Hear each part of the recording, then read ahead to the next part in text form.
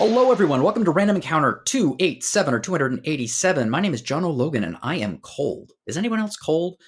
Here in Toronto, after a remarkably mild winter throughout December and most of January, the weather has finally turned, and now I'm just like cold all the time.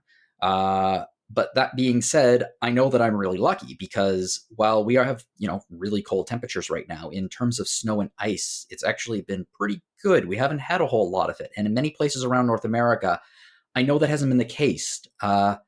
If you have been impacted by the weather and the temperatures and the snow and the ice, I wish you many hot showers and warm electric blankets. I have some friends who lost power for a few days, which, wow, that sucks. So I hope that for everyone out there who is currently dealing with weather, that the rest of the winter passes quickly so we can get to relatively warmer and less impactful weather in the spring. But joining us today on the show are two people who warm my heart, who make me feel not cold at all. The host of Retro Encounter, Mike Sollosi. How has the weather been where you are? It's cold. It's been consistently below freezing, but nothing like what's going on in the American Midwest. Roads are fine. I'm fine. Have not lost power, but yeah, I mean, I saw there was an American football game around a week and a half ago or so where the including wind chill got to minus 35 degrees Fahrenheit. So yeah, we're not approaching that level in over on the east coast of the U.S. Well, that's a relief. And we also have Audra Bowling with us today. Hello. Are you at all cold or warm, or how is it where you are? It's cold but tolerable, I'd say. Well, that's good. Well, we're going to jump right in, and we're going to start off by talking about a place that is much warmer and much sunnier all year round, Hawaii. We're talking about Like a Dragon Infinite Wealth. So the reason Sollosi here today is twofold. One, I can't exactly interview myself about Like a Dragon Infinite Wealth because I was reviewing the game. And the review should be coming out the same day as this podcast. And so that's the first reason. And the second reason is Sollosi is one of the biggest Like a Dragon fans on staff, and we've been looking forward to chatting about the game for a little while now. In fact, we're going to have a spoiler cast on Retro Encounter in early March after some folks have a chance to really dig into the game.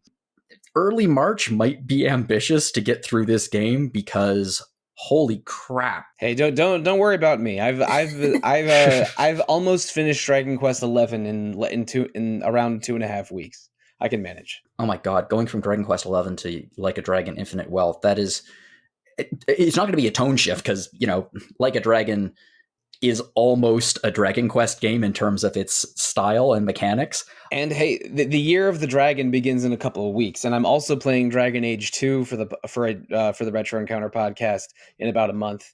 And I'm playing and there is a fourth game with Dragon in the title that I'm also playing on the side a little bit. I am going to be completely dragoned out for the first 3 months of 2024, but I couldn't be happier because Infinite Wealth is the game I've been looking forward to the most for I don't know, a year or so, for as long as I've known it was a 2024 game. Mm-hmm. So I am extremely pumped to play it later this week. And because I was not, I'm not able to pull any shenanigans to get an early advanced copy. And from what you've told me before we started recording, I'm probably gonna really like it. So it's my hype has not diminished one iota. Your hype should not be diminished one iota. In my opinion, Like a Dragon Infinite Wealth is as good as Yakuza Like a Dragon. As people who listen to the show know, and who, read the reviews and stuff, I was less than a big fan of Like a Dragon Gaiden, the Man Who Erased His Name. I understand that some people were kinder about it than I was, but I found it to be okay. What I liked about it was, it was a bit more of a bite-sized bit of Yakuza. It was, some of the mini games that you love so much, and some decent exploration around Sonobori, which I love that. I love that fake city in these games. I had some significant issues with the overall plot, some of the characterization. I will say the ending was extremely, extremely touching. The ending was poignant and even a little heartbreaking. I think I was when we last talked about Gaiden on a show, you had finished it and I was only a few hours in. Mm-hmm. And I think I'm a little gentler on it than you are. I thought it was all right, but it really is like 5 chapters in the middle of a better Yakuza game. Mm-hmm. And some of the thing, it like there's some good fights, like Sotenbori is still fun, but there are parts that were either off or just disappointing. But Akame is a great NPC. She's probably the highlight of the game, if anything. I don't disagree with you. And you get a really sweet ending, and a final fight that has I want to say a 5 shirt tear off, which is pretty good. That's, you know, a 5 shirter is that's a proper Yakuza Rumble. Well, the way I put it in the review and the way I thought about it was it's very much of a and now you know the rest of the story kind of game, because you get to see some scenes again from Yakuza Like a Dragon from a different perspective, which is Kiryu's. Or Joryu. But I didn't like it. In fact, parts of it made me physically angry. And I was genuinely concerned going into Like a Dragon Infinite Wealth, because it looked like it was going to be a direct sequel to that game. And the way it is being marketed is very much a dual protagonist situation between Kiryu, who was the star of Yakuza's 1 through 6, and Man Who Erased His Name, and Kasa and Ichiban, who is the star of Yakuza Like a Dragon. And I was very firmly on the side of, I don't want Kiryu to be the lead of this game. I don't want it to be a 50-50. I want Ichiban. I love Ichiban. I think everyone does. One of the best things about Yakuza Like a Dragon was how they created such an incredibly a new compelling main character whose story echoed Kiryu's, but in a different context, a different way. And the character was just such a wonderful breath of fresh air and frankly, positivity.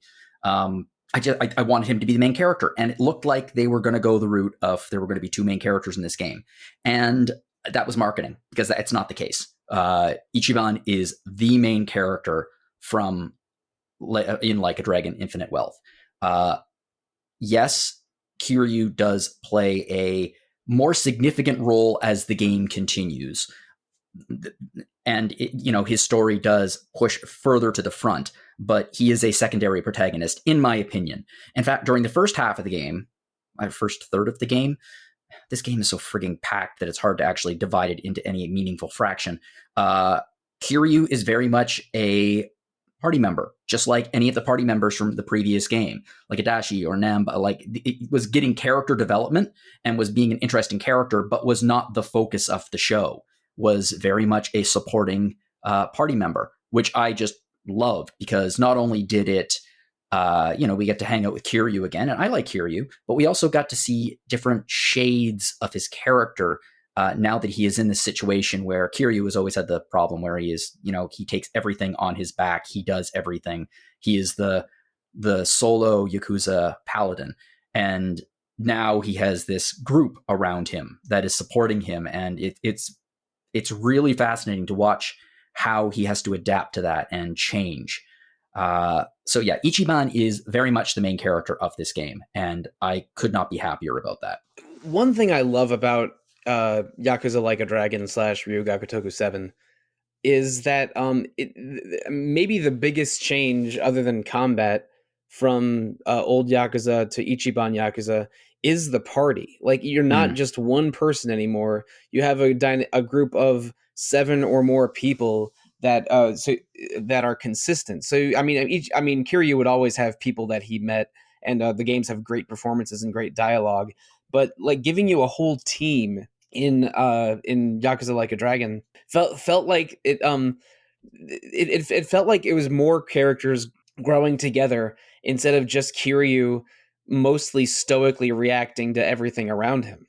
Mm-hmm. And the fact that Infinite Wealth brings back the entire cast of Yakuza Like a Dragon, the entire core cast. I mean, some characters from Like a Dragon have passed away, but the entire core cast back, plus made Sonhee a full playable character, and she was one of the most well loved NPCs from original Like a Dragon. I agree. Sonhee is awesome. I mean, she was one of the highlight NPCs of Yakuza Like a Dragon, and thankfully, now she's a playable character, and actually she ended up being one of my favorite characters in the party. Nice. I just loved using her.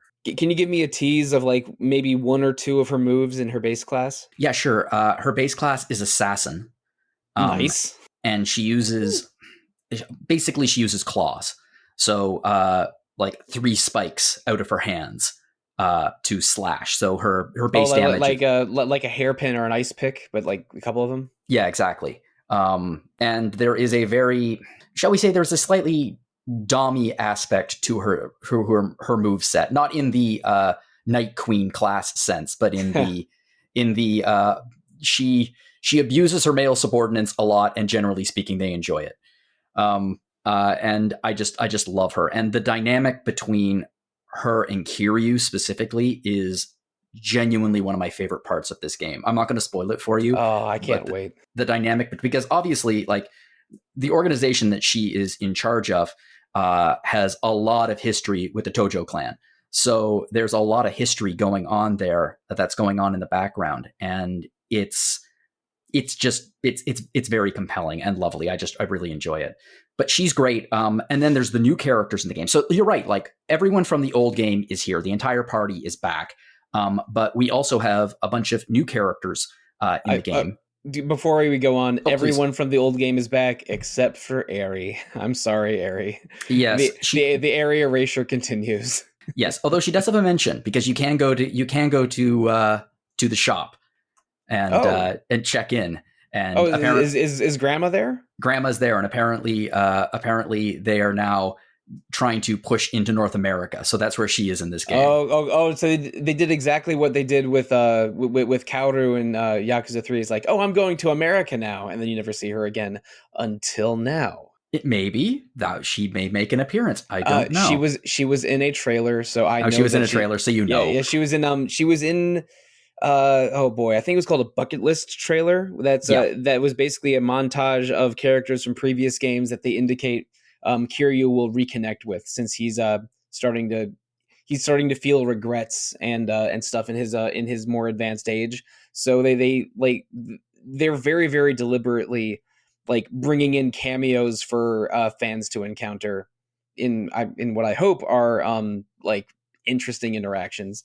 But they are. Yeah, the fact that I know that they're deliberately going after the heartstrings of longtime fans. I say long time. I've only been playing the Yakuza games for about 4 years, but I've I'm so deep in it now that I consider myself a true Kyodai. But yeah, oh man, like if this game is similar to Yakuza Like a Dragon, builds a team dynamic with that great Yakuza world design and writing and dialogue, but has Kiryu and Ichiban playing off of each other, and all the characters returning are have real roles and aren't completely consigned to the background.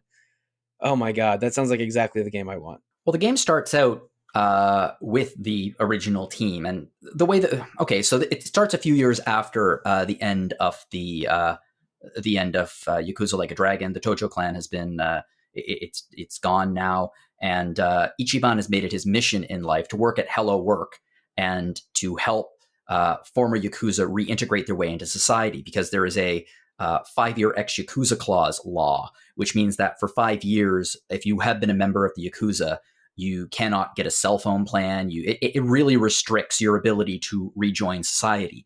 So the Yakuza, the former Yakuza, have all become outcasts, and they're desperately trying to make new lives, and they can't, which is the driving force of this game in many ways. So everything's going great for all of them, actually. Adachi has started up a security company, which is hiring ex-Yakuza and like utilizing their expertise in terms of crime in order to build security systems to prevent crime. Namba is now a medical equipment inspector. And Seiko, like her hostess bar, is going great. So everyone's doing very, very well. And then things start to fall apart. A YouTube channel. It's a VTuber, isn't it? Yeah. The VTuber. Yeah. But essentially, they run a misleading expose on Ichiban, claiming that he is accepting bribes to help these ex-Yakuza find illegal jobs. And basically, Ichiban gets canceled. And as a result, his friends do too because of their association with him. So all of them are now out of a job and basically back to where they were in the original game, except for Psycho. Her bar is going great, but for reasons that I won't get into for spoilers, Psycho and Ichiban are not talking for very funny reasons, actually. So anyway, this continues, and they're trying to figure out, okay, who owns this channel, who is lying about us. And in the process, Ichiban discovers that apparently his mother, who he thought was dead, is actually alive and well in Hawaii. So he flies off to Hawaii to meet his mom.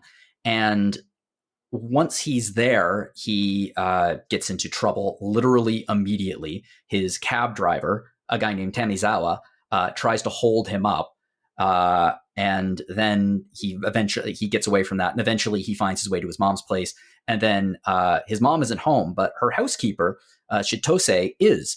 And they drink together for a little while. And then, as you've seen in the trailer, then Ichiban wakes up completely naked on a beach where he is immediately arrested.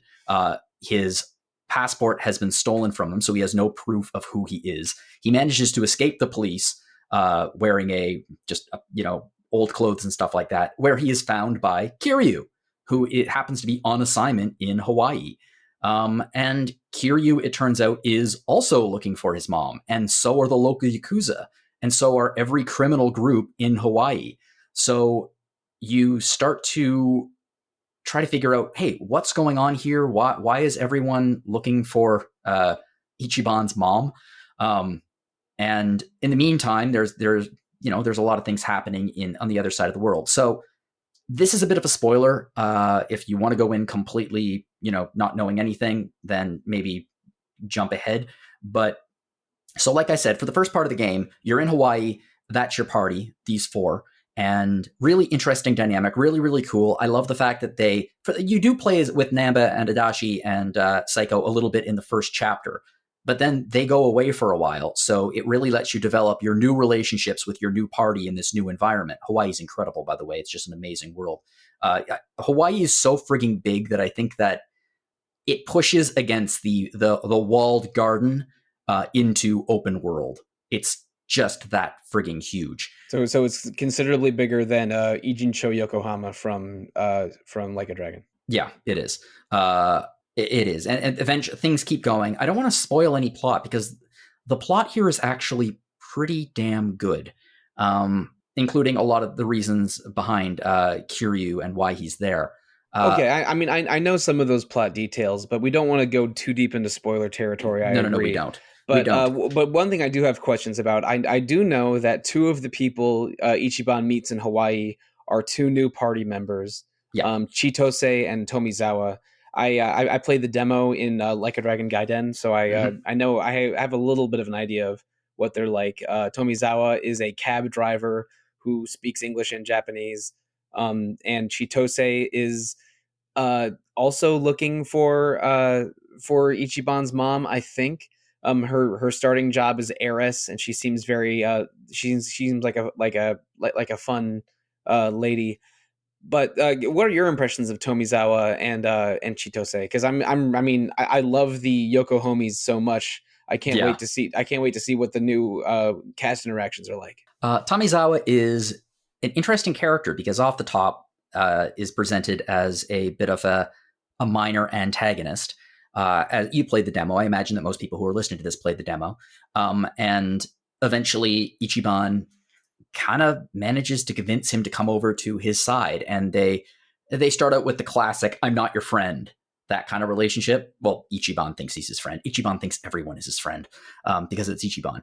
But eventually... he thinks the best of everyone, sometimes to an embarrassingly bad degree. Yes, and that happens repeatedly in this game.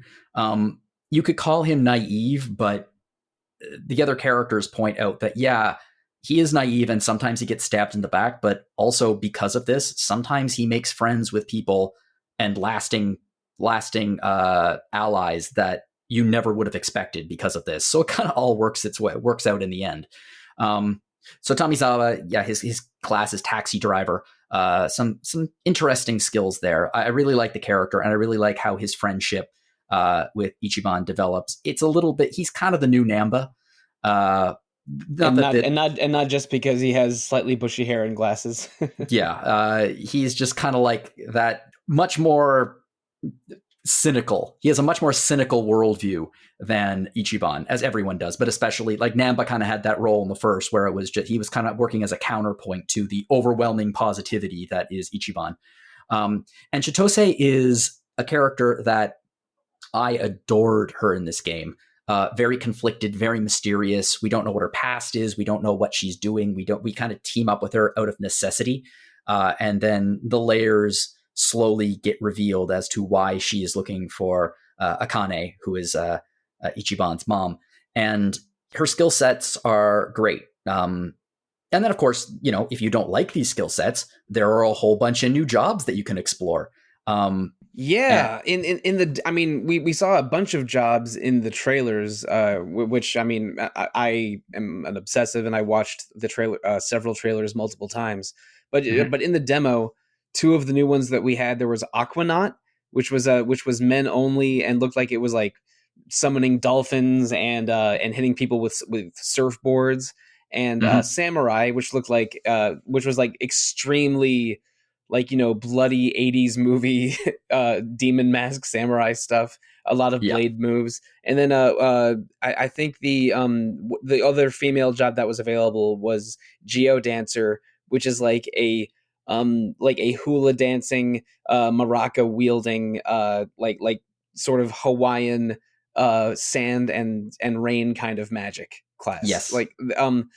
So they are deliberately going a little weird with these jobs, because in Yakuza Like a Dragon, you change jobs by going to the unemployment office. Hello work, yeah. Yeah, and the jobs were things that some of them were a little out of control, like I don't know, like Devil Rocker and Fortune Teller, but some of them were jobs that you could reasonably find in Yokohama, like the construction foreman and what's another, and the chef job and stuff. But these seem like you're less like actually taking on jobs and more doing some completely insane cosplay. It's the way they built into the game. It's not cosplay, it's vacation. There is a vacation there's a travel agency that Ichiban comes upon, and you can sign up for activities at this travel agency, Hawaiian-based activities. And during these Hawaiian-based activities, you essentially have, oh God, what were they called in the earlier games? Where you, revelations. You essentially have revelations during these activities about types of jobs that you can take on. So like, do the girls take a hula dancing class and then a light bulb appears over Saiko's head or something, and suddenly they can do the geodancer job? Exactly, yeah. And that's where you can get all of your jobs in this and change your classes. And also, without really working, some of the more popular classes from the previous game are here too, and get unlocked as you go once you get back to Yokohama. Oh, that's interesting. Yeah. Well, this isn't a spoiler, but I am okay. Again, going into this, there are some things that we need to talk about, and one of them is, like I said, Ichiban is the main character of the game, but how they incorporate the old party members into the game is really very smart, which is, for story reasons, at some point, Kiryu has to leave Hawaii, and he gets back to Yokohama. Once he is in Yokohama, he basically needs support. And so you get your old party back, but with Kiryu in charge instead of Ichiban. So what this does is, not only do you get to explore Yokohama, which, by the way, almost everything that was available in the last game is here again, but everything is recontextualized because Kiryu is now the head of the party. So, and then, Ryuga Gotoku Studio are the absolute kings of reusing assets from game to game. So I'm not surprised that Yokohama is back, and probably Kamurocho is also back. But yeah, no, this is, I mean, thumbs up. Yeah, like Kiryu meeting these people and exploring Yokohama on his own, or with this group, is very exciting to me. Well, it's very exciting for two reasons. One, because I mean, we know these characters really well. So if we were to play it again and it's just Ichiban getting to know these characters again for the most part, it would be there, been there, done that. But because it's Kiryu, we get to uncover new parts of these characters and see how these new relationships develop, which is really cool. And on the Kiryu character development side, something that Kiryu never really had an opportunity to do was to become friends with civilians ever. Like occasionally, he makes friends with folks who are not in the Yakuza. The go down to the local bar and make friends minigame from Yakuza 6 might be the only time that he gets exactly. to do that. Exactly. And because of that, you really get to see other layers of his character get uncovered. It's really smart. Another thing that this game does very, very well is, again, I'm not going to spoil this because there are some really good turns, are the villains. There are some real good villains in this game. And like most evil, horrible Yakuza villains, it is made even their horribleness is increased even more because of children are often involved. Oh no. Yeah, there is a fair bit of child abuse in this game, which you would imagine motivates Kiryu quite a bit. Because if there's anything that pisses off Yakuza dad more, it's the Yakuza going after kids. Yeah, it's Sollosi. I'm positive people are going to be making this joke. I'm going to be making in the review. It's like a Dragon Infinite content. There is so much in this game. It's mind blowing just how much is in this game. So some of the things that I think you've seen, like there's Crazy Eats, which is like a mashup of Crazy Taxi and Uber Eats. There's a parody of Pokemon Snap where you get on the trolley in Hawaii and you have to take pictures of perverts. Right.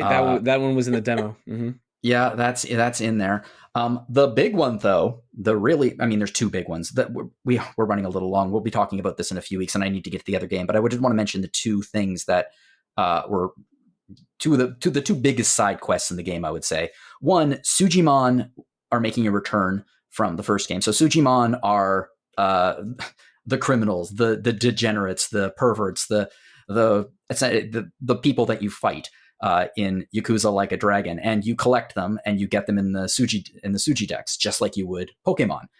In this game, they just make a Pokemon game in it. Like it's a Pokemon game. There are gyms. You have to collect Pokemon or Sujimon, and you have Sujimon battles. You need to capture the Sujimon, train them, develop your friendships with them. It uses a similar rock, paper, scissors mechanic as Pokemon. It's a massive story, and then it even comes with its own specialized job class, Suji Master, where you can get your Sujimon to fight for you in actual battles, which is crazy, and it's fun, and it's a good storyline. If this is anything like the monster training storyline in Dragon Quest VIII, then I will probably get too involved in this and start writing online guides for my friends.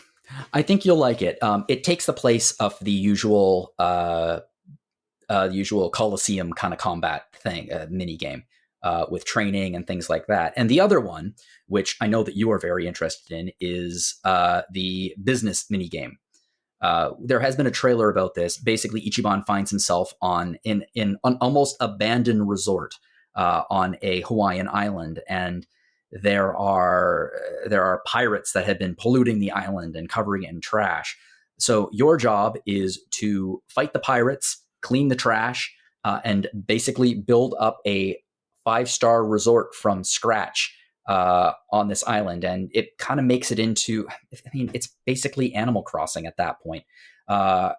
You build up your friendships, you build up relationships with the staff of the resort, and eventually you can invite guests. At first, your guests are, the bottom of the barrel, can't really pay that much. But eventually, as you gain more stars, you can bring in richer and more influential guests who will then tell people about your place, and your place gains popularity. It's a substantial amount of content. I played it for about 2 days, just that. And it's fun. It's not my favorite business mini game in the series, but it's a really, really good one. Sollosi, there is so much here. It's such a massive game. And I am very, very relieved that it's really, really good. It's really good. I think I would have fallen into a minor depressive episode if this game was a major, major disappointment, because I have I don't know I feel like I have a emotional investment in this game already because of how much I liked Like a Dragon. I spent a lot of 2023 replaying Like a Dragon with my girlfriend, who had and it was her first Yakuza game. So we are, you know, ready to dig in and play this through together. And if it ended up being bad, I feel like it would have, you know, it would have affected my whole year. But even if I don't like it as much as you, which is unlikely, It's unlikely. I think the fact that this is broad and deep and good and satisfying makes me very, very glad. I just want to get it in my hands. It's less than a week out, and I've already taken a day off work, or scheduled a day off work, and it's going to be, that whole weekend is going to be infinite wealth, and I am feeling infinite hype. I think that you are going to enjoy the hell out of it. Now, disclaimer here is that I only played with the Japanese audio. That's just how I play Yakuza. I know that some people like the English audio. I can't speak to the quality of it. I expect that it's pretty good, but the Japanese audio, fantastic. Just great across the board. With one or two weird exceptions, there is some weird English going on here because you are in Hawaii and people speak English. And I can't be sure about this, but I think that they are not using the English dub even when they should, which means there are a few characters who should be native English speakers who are speaking with heavy Japanese accents, and it's weird. It's really, really weird. They don't have anything as good as Andre Richardson in Yakuza 3. No, there's one character. I'm not going to tell you who it is. You'll know immediately. Who is just this? I'm going to use this word very intentionally, not just because I'm going to cut it out with a chocobo bleep, but because there are more instances of someone saying the word mother in this game than in any other Yakuza ever, and that's Kason, because apparently Kason's catchphrase is mother. Yeah, no. She's famously a. She famously speaks crudely and incorporates English a lot into her stream. I think she's near fluent in English. I think, well, she grew up in America, I think. Yeah. Anyway, the point, there was one character who is the most Norwegian-looking mother you've ever seen, who speaks clearly Japanese or English that is being read phonetically off cards, and it's really awkward. But it's fine. It's a minor thing. Whatever you play it in, it's going to be a great game. It's really great. If you love Yakuza Like a Dragon, you're going to love this. If you played 1 through 6 and you know everything there is about Kiryu, you're going to love this, because in my opinion, unlike The Man Who Erased His Name, this is the epilogue. This is the epilogue of Kiryu's life done correctly. You get to really dive in deep, and you get to see how Kiryu has influenced the lives of many, many, many people that you've met over those 6 games. And it's lovely and touching and really, really well written. And I really like it. Oh, there's also so much karaoke in this game. Almost everybody has at least 2 karaoke songs. Kiryu has like 5. And 2 of them are new, including a sequel to Bakamite. I did see the Bakamite sequel. It's called Bakadaro. Yeah. And hey, I regularly get 100 out of 100 on Yakuza karaoke. I played an unconscionable amount of Guitar Hero and Rock Band 20 years ago. Or maybe more like 18 years ago. But there's some very good songs here too. I'm not worried that there's a lot of karaoke. Psycho's new song might be my favorite. It sounds like an Alanis Morissette song. It's like a 1990s Canadian grunge rock song, and it's hilarious, and it's really good. But you're going to love it. You're just going to love it. I swear. If you do not, I will be very surprised. And this game was a massive relief to me because of how disappointed I was by The Man Who Erased His Name. And I was very much like, these are the people who are in charge of Yakuza going forward.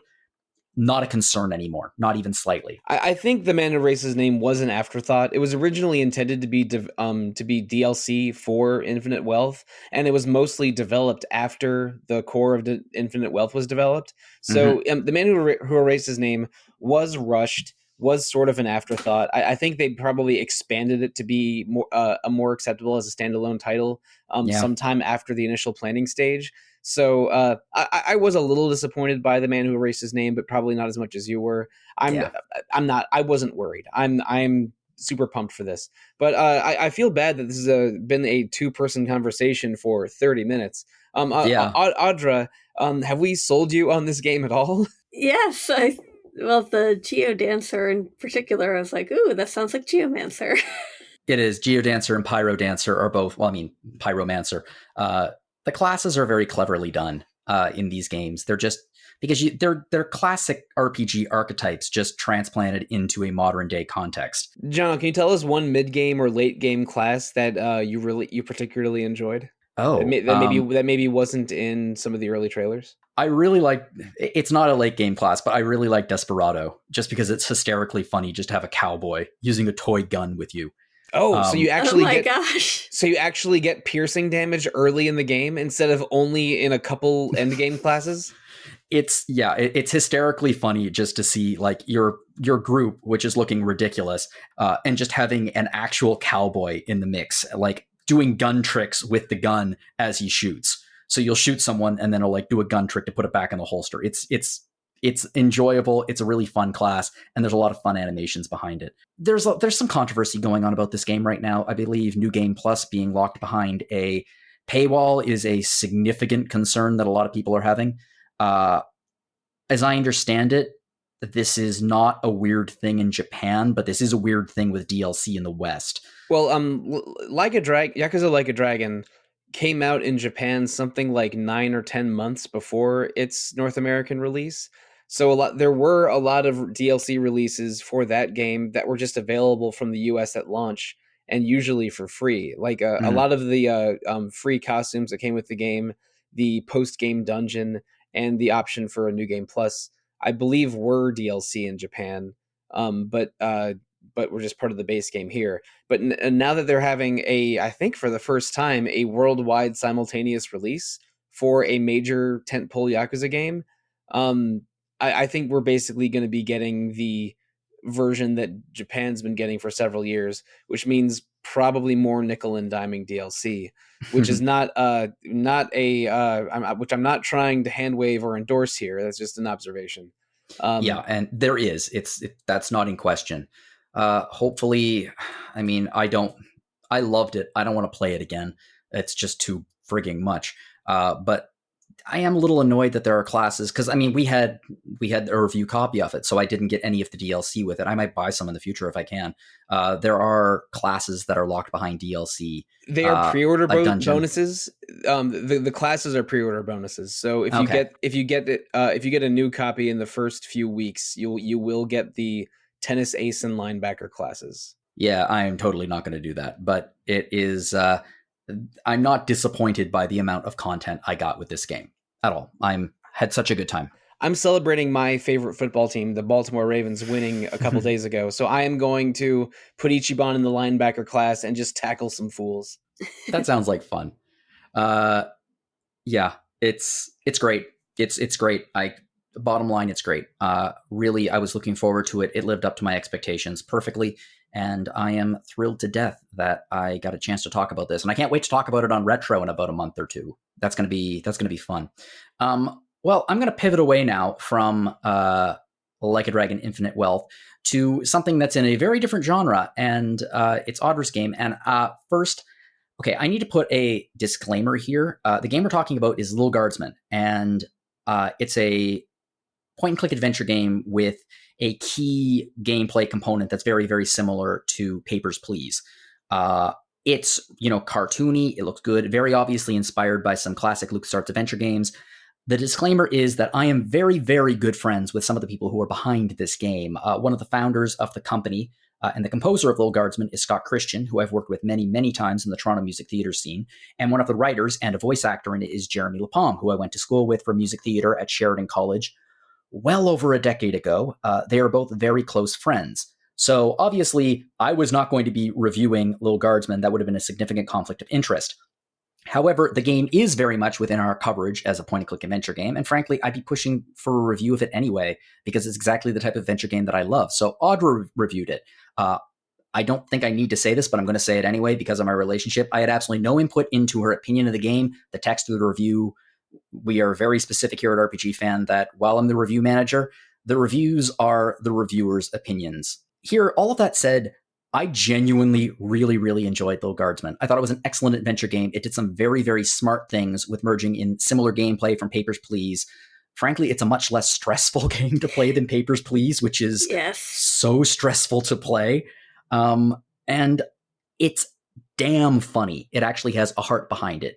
And it feels, I mean, it's a great concept for a game. It feels like a great concept for an animated series, actually. With all of that in mind, Audra, how did you enjoy Lil Guardsman? I quite liked it. I thought it did have a lot of heart to it, and it had some moments that were having me laughing out loud as I was playing, and yeah, I really, really enjoyed it. It brought to mind kind of the writing of Gravity Falls, which to me is high praise. Art style too. Yeah. Art style too. The art style actually reminded me a lot of another animated series that I adore called Over the Garden Wall. Oh yeah. It resembled that. So why don't you tell us a little bit about Lil Guardsman? Okay, well, Lil Guardsman stars Lil, who's a 12-year-old girl who, her dad decides that he's going to kind of pawn off his job on her as a guardsman for at least just one day because he wants to play some bets on a goblin ball. And so she's like, okay, whatever, I'll do it if it's just this one time. And so she ends up having to guard this doorway into the magical kingdom of Sprawl from all these different people that are trying to seek entry into it. And it turns out it ends up becoming something that she ends up doing for quite a while after that, much to her reluctance. She gets pulled into it by the leaders of the Sprawl discover that they believe they can manipulate a 12-year-old girl better than an actual adult man. So they kind of put her in the position where she has to work because there are no child labor laws here. Yes. Yeah, I kind of love that they keep reiterating that about the child labor laws. I do too. And I just love the fact that she is constantly being confronted with these life and death scenarios. And her reaction is always like, I'm 12. Yeah. Why am I doing this? Despite the fact that it is a very much a, it's a comedy. It's a very funny comedy, actually. One of the things I enjoyed about this game was that there are actual serious issues being discussed here, not just in terms of the storyline, but also in terms of the relationships between characters, like the relationship between Lil and her dad. Oh yeah, I loved the relationship between her and her dad, because it kind of, at first you almost are like, is he just using her to get away from his work and stuff? And then they end up having that they have this really touching father-daughter bond later that I really liked. And I mean, the whole, the plot that they later go into with the war is actually really well done.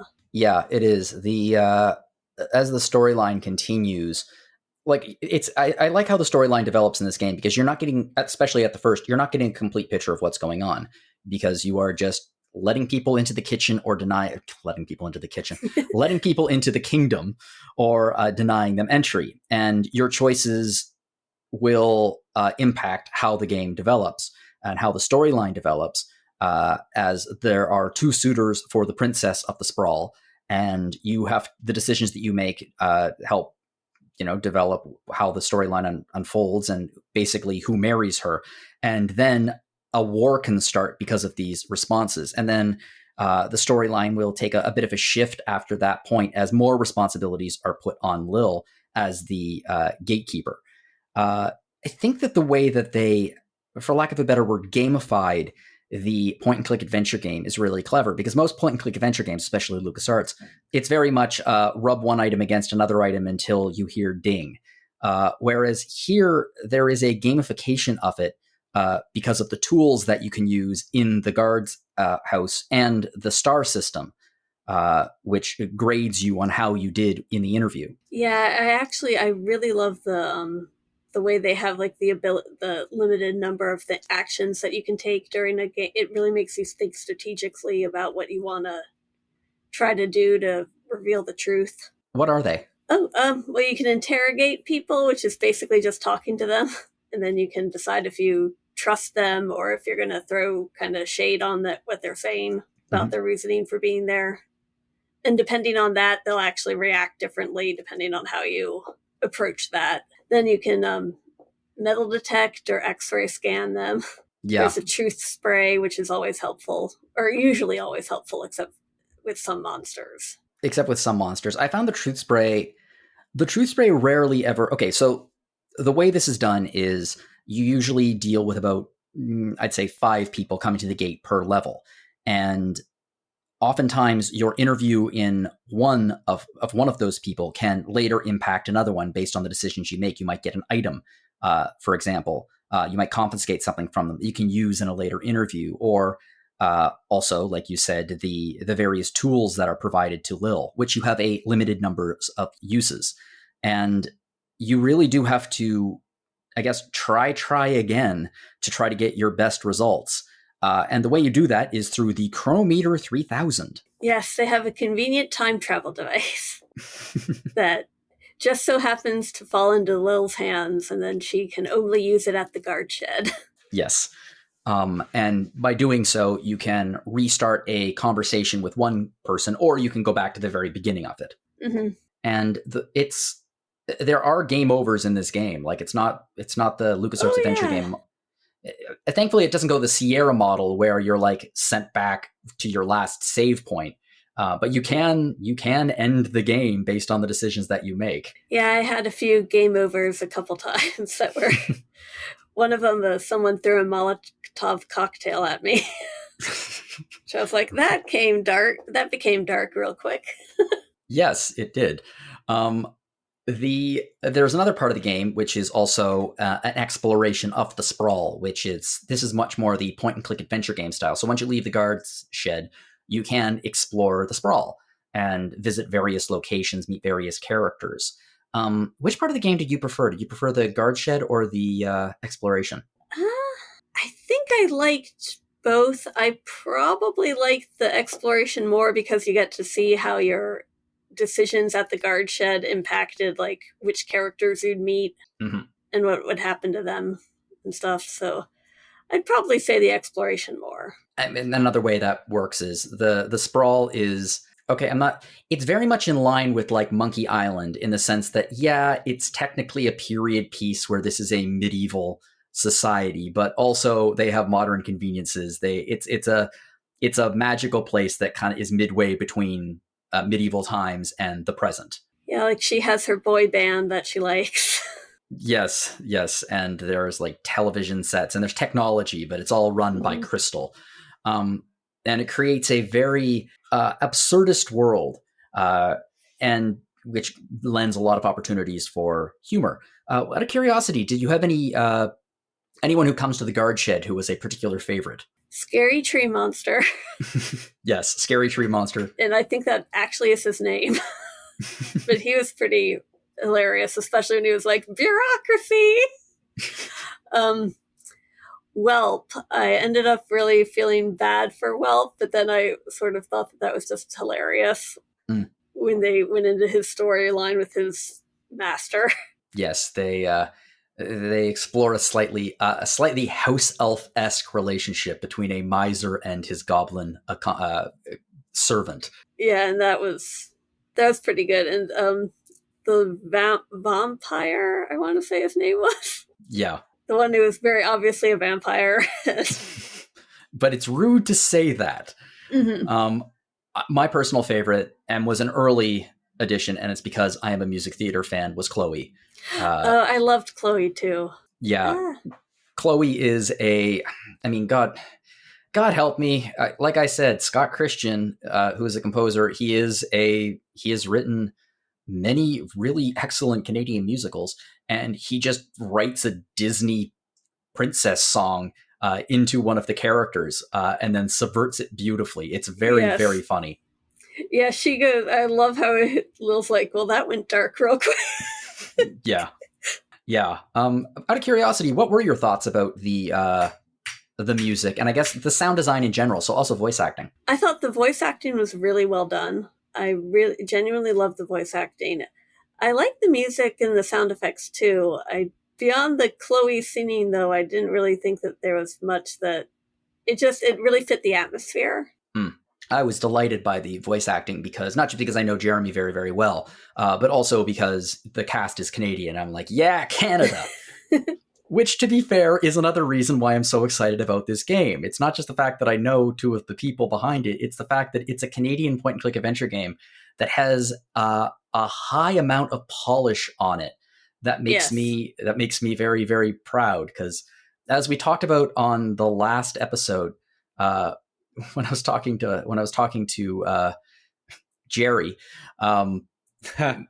when I was talking to Jerry, and I was like, I don't think Americans quite understand what it's like when you discover something that you think is American, but it actually turns out to be Canadian. I don't think Americans get that, where we're like, yeah! And it's not just Canada. It's like any country in the world when you discover that something is developed within your country, but it seems like it should be American and it's not. It gives you this little burst of like, yeah, pride. So that this is a Canadian point-and-click adventure game makes me very, very happy.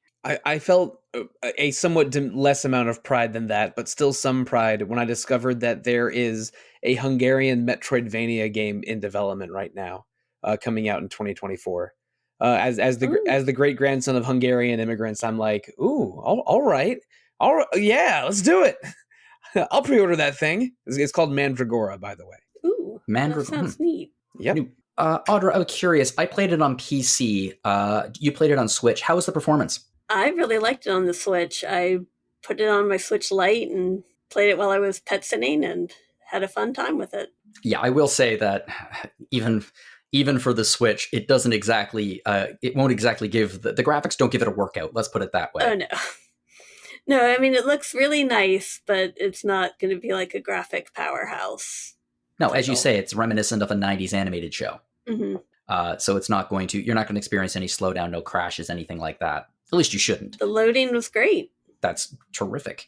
One of the things that really is great about this game, I think, is the amount of, I mean, when we talk about RPGs, we talk a lot about player choice. And that's one of the limiting factors in most point-and-click adventure games because usually, especially in LucasArts games, they want to tell a story. They're going to tell a story. And while you might have 4 dialogue options to choose from, generally speaking, the dialogue options are your choice of joke. It doesn't actually have an impact on the story. Whereas the impact on the story here is significant. Like there are various endings, and not just for like the end game. Like at the end of every chapter, you get like a little the little epilogue for each character. You get a little epilogue for each character and what happens to them after they leave the guards gate. And sometimes the bad options are actually even funnier than the good ones, especially in one case for the werewolf. Oh yeah, I think I did the werewolf in how you were the correct way, and I was like, oh, that seems kind of sad. That's very Papers, Please, because I mean Papers, Please is a much bleaker game than this.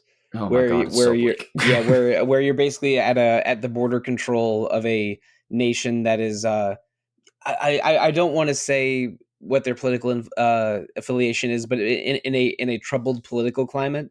It ain't a democracy, let's put it that way. Yeah. So so like the people you're letting in and out, it's like, well, you want to let in this struggling refugee family, but their papers aren't in order. So do you do the lawful neutral thing and cast them out, or do you do the neutral good thing and try to get them in, but maybe have negative consequences from that? It's there was a lot of sort of moral choices and or like morals versus legal choices, and a lot of outcomes that were either unexpected or just very unpleasant, even when you do try to do the right thing. So I'm not surprised that a game that's inspired by Papers, Please, but with a sort of a more comedy and more stylish bent to it, is going to have those epilogues or endings be sometimes very funny, sometimes subversive, and maybe sometimes fulfilling expectations where they turn out good when you do the good thing. This sounds like a group of people that love LucasArts games, a certain eras of cartoons, games with a lot of choice and a lot of narrative flexibility, and just tried to make a game exactly to their tastes. And it sounds like it's awesome. Like this is a very, very fast wish list for me. Yes, it's a very enjoyable game. I really, really liked it. Incidentally, I like Papers, Please too, but like you said, Sollosi, it's one of those games, and there were a number of them a few years ago. This War of Mine is another one where it is you are making the hard choices. Yeah, it's a freaking downer, is what you're talking about. This War of Mine is, oh yeah, it's a rough one. Well, everyone's a hero until they can't be.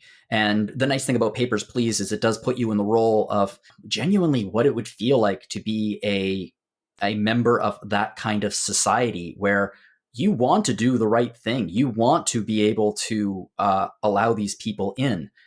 But at the same time, if you do, you're not going to get paid. If you don't get paid, your family starves. Like, it's heart-wrenching because the choices that you make have severe consequences, either for the country or for yourself and your family. And that's what War of Mine does as well. And Lil Guardsman doesn't quite do that. There is the idea that you get paid based on how you do, but chances are Lil's not going to starve.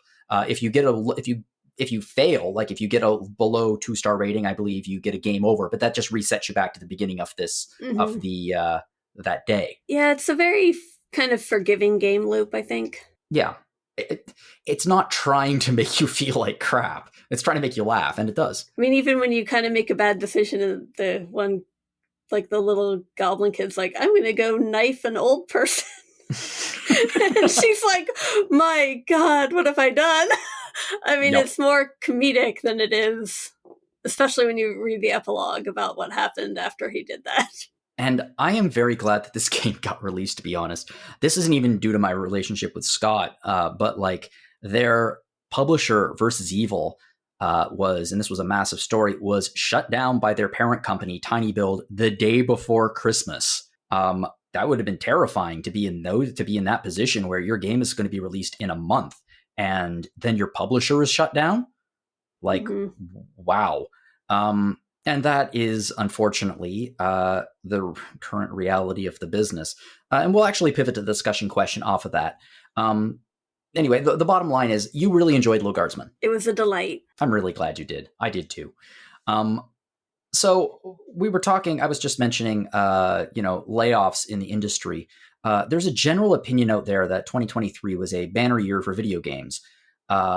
While there were a tremendous amount of layoffs, incredibly tragic layoffs in the industry, there was also an incredible number of games released, incredible games. And that's partially because finally the backlog of in-development games that were delayed due to COVID over the last few years finally made its way through. They finally got released.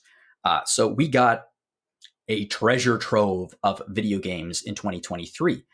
With that in mind, now that backlog is cleared out, I guess. Well, at least for the developers, my backlog has grown considerably.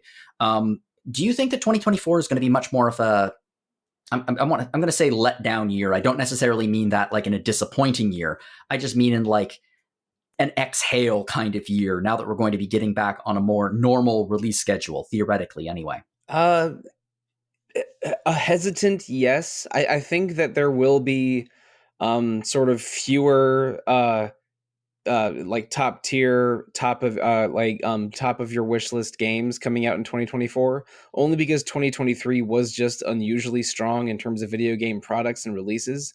But so I think that just 2024 being a little less than 2023 is logical, even though there's going to be excellent games coming out this year, even ones that I don't know exist yet or aren't on my radar yet.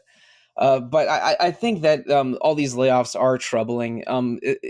Probably not this year, but we'll feel the echo of it or the ripple of it a few years down the line, where there isn't as much mid-tier and high-tier development. Probably there's more use of AI in video game development. The indie scene will have struggles and successes that are impossible to predict, but will still happen, I think. But I feel like the big budget games and mid budget games will suffer a few years down the line when the talent drain from these layoffs is very evident. I don't know if it's gonna. I don't know if I'm predicting I'm not predicting a video game industry crash like like the one in 83, 84, whenever that one was. But I think there's going to be a restructuring and a lull, and then eventually when things are a little more settled, the industry will grow more again, and until it's ready for another realignment, which is a little sad and cynical, I guess. But I think that 2024 is going to be a very good year for video game releases. Maybe not as good as 2023, but there are some important negative conclusions to the recent layoffs. And I mean, people just having a company shut down the day before Christmas is it's almost like it's almost poetic or like Dickensian thing, like a tragic thing to happen to someone trying to earn money for themselves and their family. But it's just happened too much the past several months to not be part of the narrative here. It really did.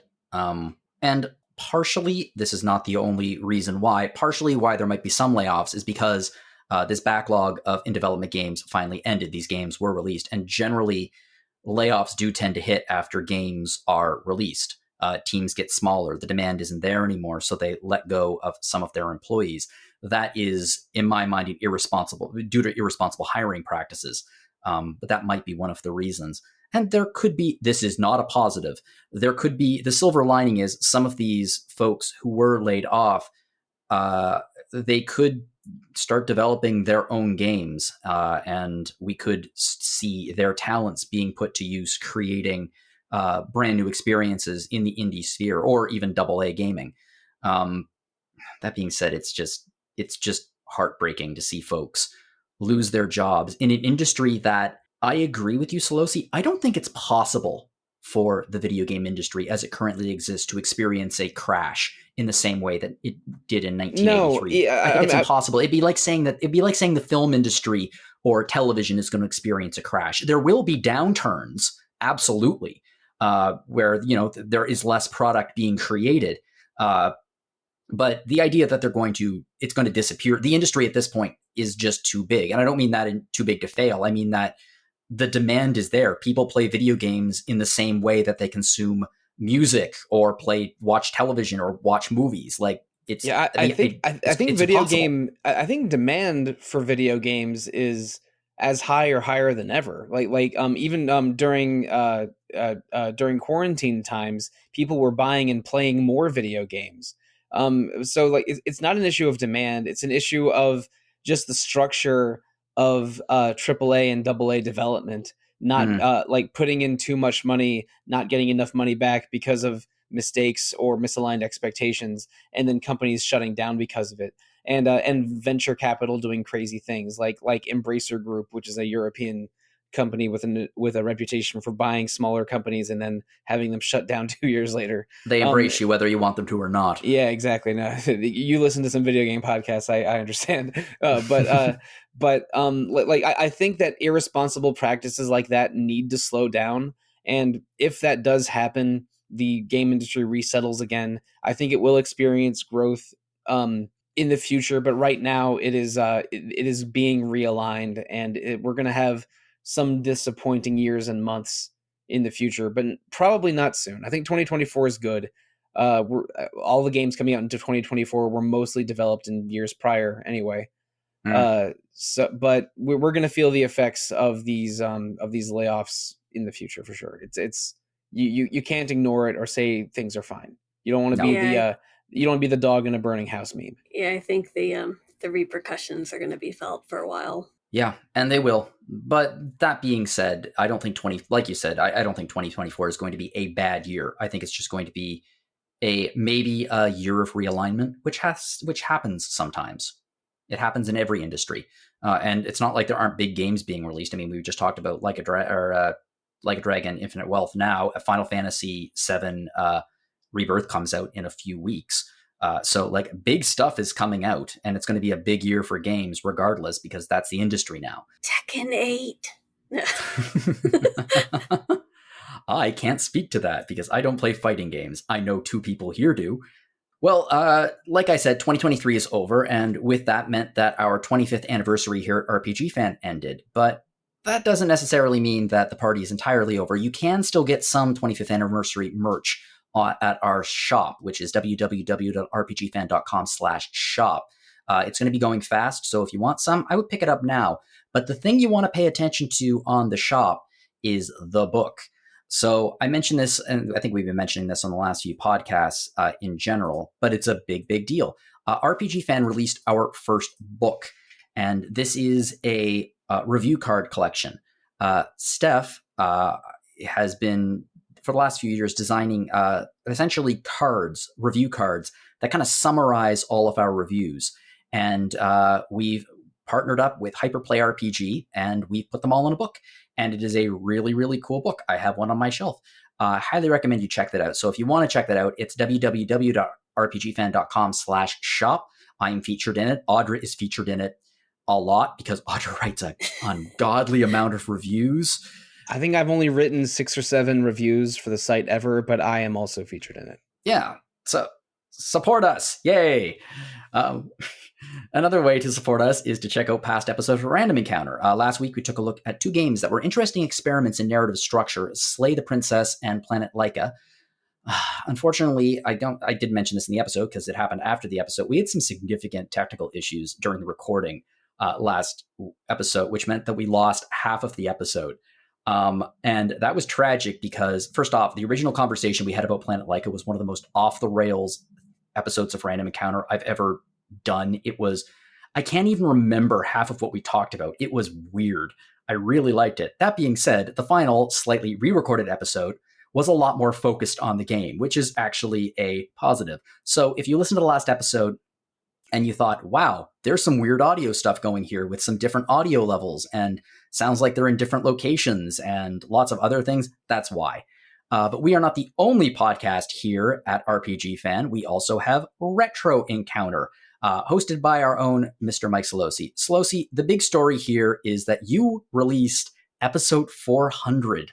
Why don't you tell us a little bit about it? Right. So, we had episode 400 launched last week.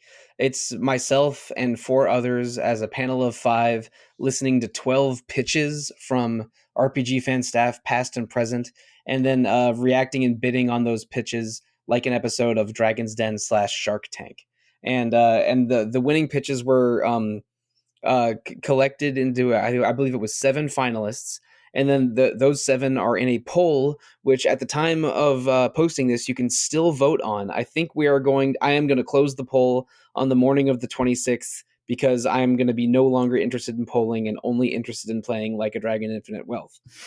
So if you go to Retro Encounter on RPGFan.com, and in the episode 400 description, there should be a link to the poll. But over that episode is basically just under 2 hours of us listening to ideas for episodes on 12 different games and then picking the ones we like best. It was really fun to record. I think there's technically 17 people credited on that episode.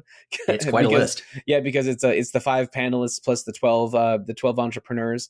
And I think it turned out very well, and it was a lot of fun to do. So please listen to that episode, and even if you don't, go ahead and vote on that poll. Yeah, it was. I was one of the people who made a pitch, and it was a lot of fun. Please vote in the poll. Please vote for my game because I'd really like an excuse to play it. We also have Rhythm Encounter, which is RPG Fan's music podcast. Last week was Build Your Own RPG Soundtrack, where the panel distilled down all of the elements of an RPG soundtrack to title, overworld, town, battle, dungeon, emotional, final boss, and ending. And then they built their own soundtrack. So really, really cool idea, cool conceit. So I recommend checking out that episode if you want to hear what I guess would be the ideal RPG soundtrack. If you'd like to get in contact with us here at Random Encounter, you can fire us off a message at podcast@rpgfan.com. I would absolutely adore hearing from you. If you have any ideas for future episodes or discussion questions, anything at all you'd like to share, if you have any questions about anything I've mentioned on this episode, please fire me off a message. If you'd like to send me a personal email, you can do so at jlogan@rpgfan.com. You can also find me on Mastodon at jonologan@mastodon.social. I'm not the only person with a social media presence here. I understand that many social media presences have changed. Sollosi, where can we now find you online? You can find me at Evoker for Dogs on Instagram and Blue Sky, or on RPG Fans Discord. I am called Evoker for Dogs. Cool. And Audra? Audra B at rpgfan.com. Awesome. If you enjoyed this podcast, please share it with your friends to help us get the word out there. You can rate us on iTunes, your other podcast player of choice, and you can leave us a review. And that would be very, very helpful if you would like to just jot down a few thoughts about the podcast. That'd be really, really cool. Sollosi, Audra, again, thank you so much for joining me. Both of these games meant a lot to me on this episode for very different reasons. So I appreciate you both coming on and just chatting with me for a while about them. I had a really good time. Hang loose, bro. Aloha. Yeah. You shall pass. And to everyone out there listening, whatever you're playing, have fun.